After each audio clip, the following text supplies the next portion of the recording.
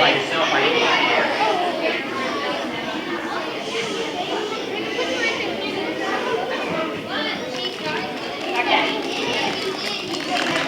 Not everybody's ready. I'll wait and wait and wait.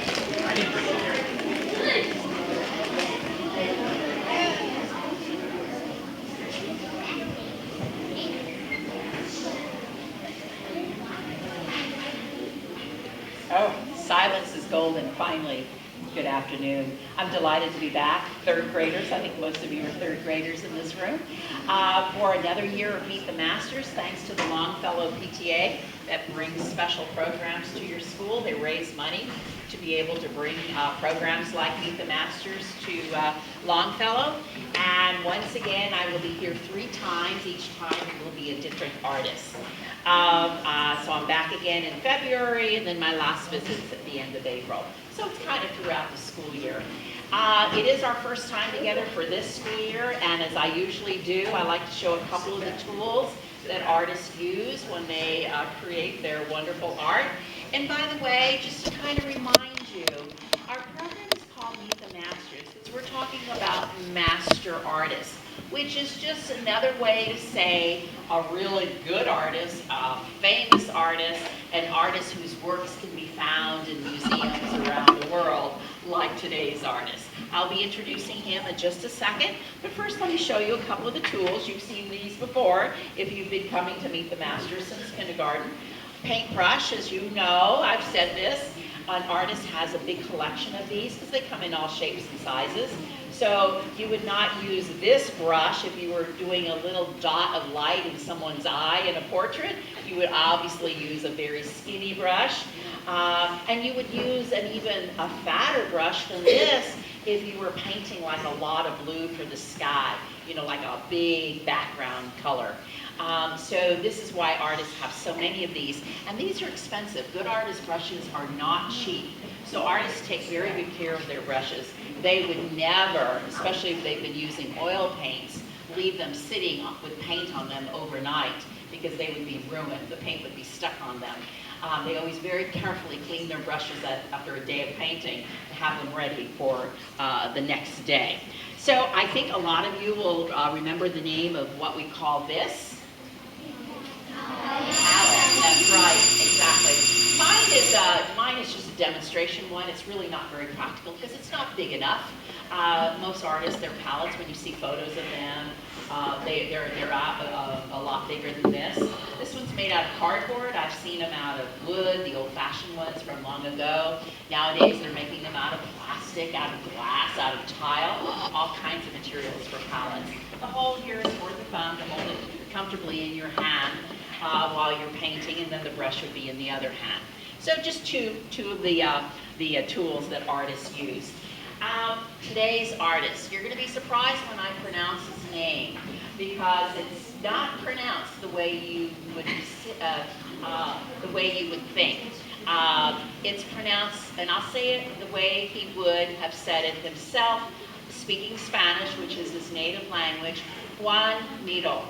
But we don't expect you to have that wonderful Spanish accent. If you just kind of say something like Joan Miro, you're doing fine. He was from Spain, and of course in Spain, that's how they would pronounce his name. Now look at that first name. A lot of you are probably thinking, wait a minute, that looks like the name Joan. And you're right, in English, that is exactly how we spell that name. My husband's oldest sister is a Joan, and that's exactly how she spells her name. We don't call her Juan, we call her Joan. But this is Juan. And if you go to an art museum and you go to the information desk and you go up to them and you say, can you please show me the paintings of Joan Miro? They will be very impressed with you because not very many people know the correct way to say his name. They think they're talking about a female artist instead of a male.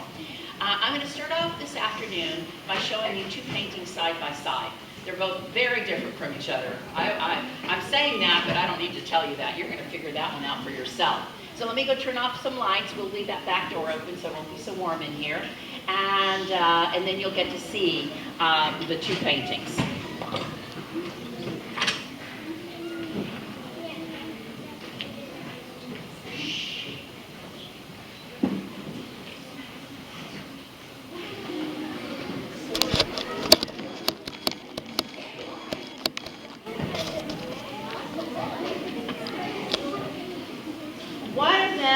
is very realistic, true to life?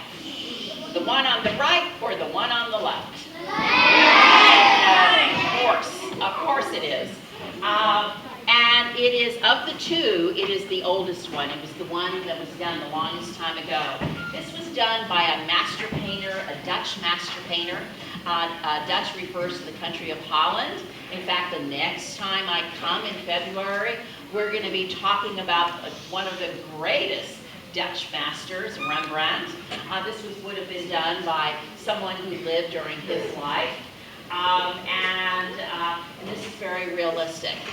This, not so much. Now, this one is realistic, and this one is the opposite of realistic art. I don't know, well, you're here in third grade. You've had a lot of Meet the Masters artists. You might remember the word we've used in the past for art that doesn't look like the real thing. Do you remember it?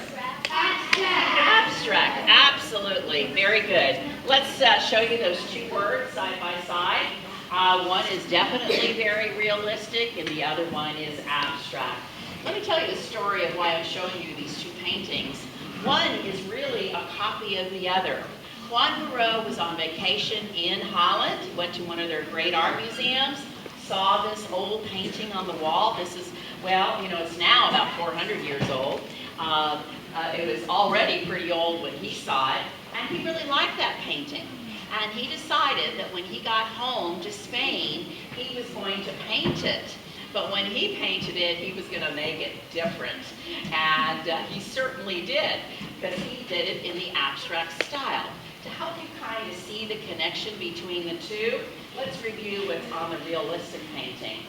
Here's a man playing a mandolin guitar, his wife, a white tablecloth, a dog, a cat, and we can see a little bit of the landscape outside of the window. You see a lot of that on this one. Here's a more colorful landscape. The man, the mandolin guitar, the dog, the cat, the tablecloth, but there's something missing. The wife, yes, for some reason he didn't include the wife. Maybe that's her floating in the air, who knows. This is definitely abstract. Abstract art got started during the life of Joan Miro in the early 1900s. That was the beginning of abstract art. Because artists, little by little, started to say, you know, I don't really need to paint a realistic picture anymore. If you want a realistic picture, go use your camera, go take a photo. Now, cameras back then, of course, were only in black and white. They did not have the technology for color pictures had not been developed yet, but it was still a realistic picture. When I paint, they would say, I'm going to do something different. I'm going to totally break the rules of art and paint it my way and show what I want and how I want. So this was the thinking behind abstract art, and little by little it evolved from that. It needed the invention of the camera to come first to give that idea to those artists. And most of those artists, like Joan Miro, when they went to art school, took art classes, they learned how to paint like this. They knew how to paint like that, but they didn't want to. They wanted to paint like this, something totally different. And that was the start of abstract art. There's Spain on the map. The United States flag is conveniently in the perfect place. Let's pretend we're in the United States right here where the flag is. If we get on a plane and cross the big blue Atlantic Ocean, we would get to the continent of Europe. And Spain happens to be one of the larger countries of Europe. Most of the countries in Europe are very small compared to the United States, including Spain. Spain is only a fraction of the size of the United States. And yet I have been there twice, and let me tell you, and there's so much to see. I have yet to see it all. I still need to go back to that country and see parts of that beautiful country that I have yet to see, because there's so much to see, so much history, and so much art as well. If you go to Spain, Madrid is the capital, but another very large, beautiful city is Barcelona. It's on the Mediterranean Sea, so it's a port city. And if you go to Barcelona, you can pay a visit to the Joan Miro Park. named after him. And it's way in the back, you can't really see it, but there's a very tall sculpture that he designed. He didn't make the sculpture, they had to have experts do that, but he designed it. And then they made it back there. He's not really known for his sculpture work, but he